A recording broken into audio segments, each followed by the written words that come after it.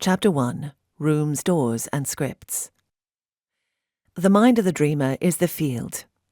As it flows from beginningless time to far horizons in the future, it is called the dream. This same mind, when observed in the present moment, is the room.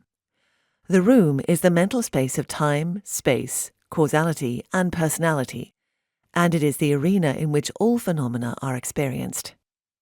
It is the home of the dreamer, inasmuch as it is that place from which he has never departed, and to which he never needs to arrive. As long as the mind is seen before the dreamer, the creation exists, and it exists for him in the very room that surrounds him. Without the field, there is no creation. The field is an instrument, the greatest of them, with infinite dimensions in every direction. This instrument is the goddess Forte, and she plays it expertly. She is at the same time the controller of this instrument and the instrument itself. She can expand it, contract it, empty it, and fill it to her heart's content. Anything she wishes she can bring into the room, and without effort. She can take it away again, yet this infinitude is present all within the individual dreamer. The field is not apart from the soul, having been drawn out from it. Thus the dreamer stands in the midst of himself only. The room is where the dreamer houses his ideas, and with these does he build his room. Among these, there are those ideas that are foundational, those that are the walls, floor, and ceiling of that room, where the dreamer is in space, where he is placed in time, causality, what is occurring and what has occurred, and finally the information he holds in regards to his own identity or personality.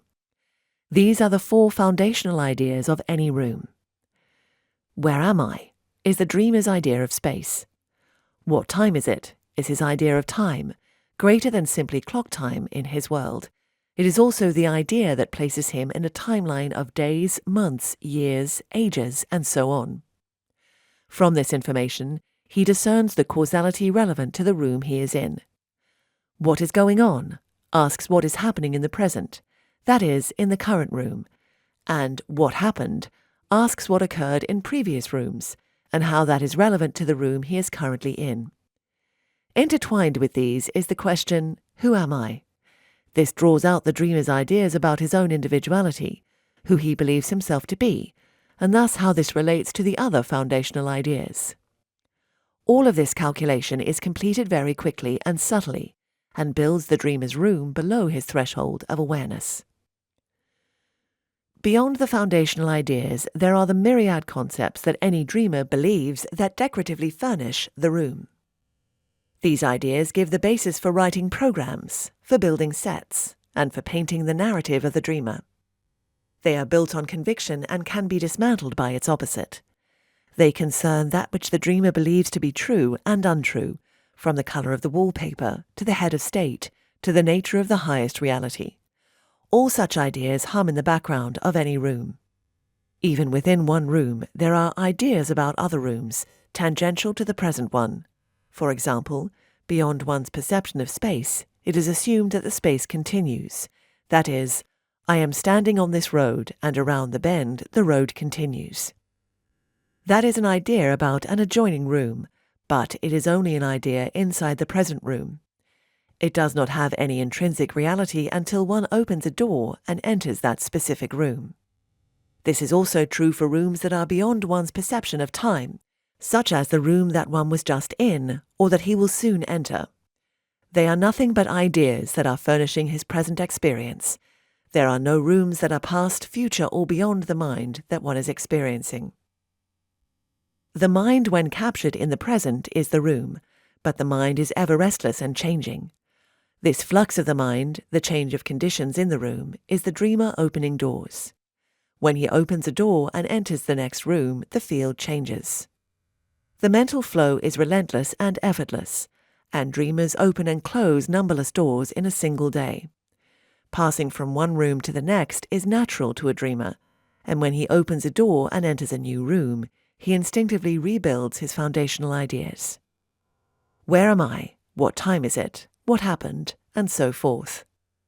This process of closing and opening doors means that the experience of the dream is much more akin to being on a train then it is like moving about in a world, a la moving a piece on a game board. The train speeds on, its course does not deviate. Along the way it passes through myriad scenes before the eyes of the passenger. Some scenes appear similar to those that have already been seen, and yet they are not. The dreamer never enters the same room twice. At intervals the train reaches a station, and again it moves on. Its origin and destination are unknown to the passenger, but he cannot get off, nor does he remember when he boarded. Opening a single door is all that is needed to change the field completely. A dreamer can wake up in a room where the conditions are not the same. Though he wakes into his bedroom, all that was there as he fell into sleep appears also to be there when he awakes, and yet he is not where he lay the night before. He may indeed be worlds away and be none the wiser. As the hands in a theatre move quietly and change the set behind the actors, so too can the goddess change the set of the dreamer in minor or dramatic ways. Familiarity alone gives rise to the sentiment, "I am where I was before," and yet it is not so. One is in the same mind, no doubt, but once a dreamer has left a room, he never returns to it again. The train pulls him steadily to the next station. One state of mind is a room. A room changes into another by opening doors, and a series of rooms that plays to a narrative is a script. The web of dreams plays to the direction of the mother. It originates and is conducted in her presence, at the source. In that play, the dreamers are the actors and the narratives of their dreams are their scripts. As creator, preserver, and destroyer of the dreamer is the origin of their own script, and it bends to his will to the degree that he is given creative control. His internal life dictates the direction and content of the dream. People think and communicate in scripts very naturally. They base their decisions around them. They desire and avoid them. They fantasize about future scripts, and they become nostalgic over the ones that have passed.